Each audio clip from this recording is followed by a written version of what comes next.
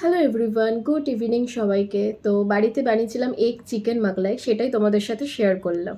তো আমি যেভাবে বানাই সেটাই তোমাদের সাথে শেয়ার করলাম। ওখানে চিকেনগুলো একটু ছোটো ছোটো করে কেটে নিয়েছিলাম, মানে না ছোটো না বড়। এদিকে একটা মশলা করেছিলাম, যেখানে হচ্ছে টমেটো, পেঁয়াজ, আদা রসুন আর কাঁচা লঙ্কা।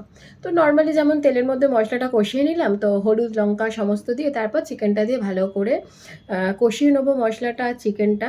সব কিছু হয়ে যাওয়ার পর লাস্টে জাস্ট গরম মশলা আর একটু সামান্য চিনি দিয়েছিলাম, দিয়ে একদম কষিয়ে নামিয়ে নিয়েছিলাম। এদিকে নিয়েছিলাম হচ্ছে কাঁচা লঙ্কা কুচি আর পেঁয়াজ কুচি। এখানে আমি বেলে নেবো তোমার পরোটাটা। তো যতটা বড় করা যায় ততটাই ভালো, মানে যতটা ফাইন করে বেলা যাবে ততটাই মোগলাইটা কিন্তু টেস্টি খেতে হবে।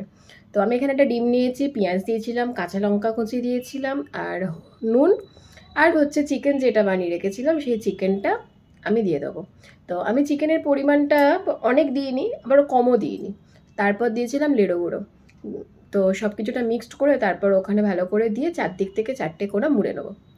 এত টেস্টি খেতে হয়, কি বলবো। তো মোগলাই পরোটাটা আমি শিখেছিলাম আমার মায়ের কাছ থেকে। তো যেহেতু বেশিরভাগটা আমার মাও সমস্ত জিনিস বাড়িতে বানিয়ে খাওয়াতো, তো চেষ্টা করি আমিও সমস্ত কিছুটা বাড়িতেই বানাতে।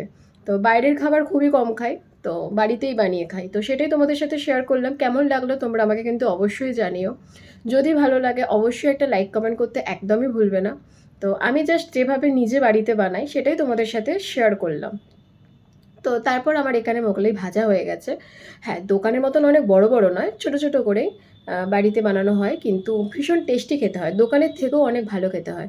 তো কখনো তোমরা ট্রাই করে দেখো, আশা করছি তোমাদেরও খুব ভালো লাগবে খেতে। তো তারপর আমি এখানে আর তরকারি বানাইনি, কারণ মোগলাইটা নর্মালি সস দিয়েই খাওয়া যায়। তো দেখা হবে নেক্সট ব্লগে, টাটা।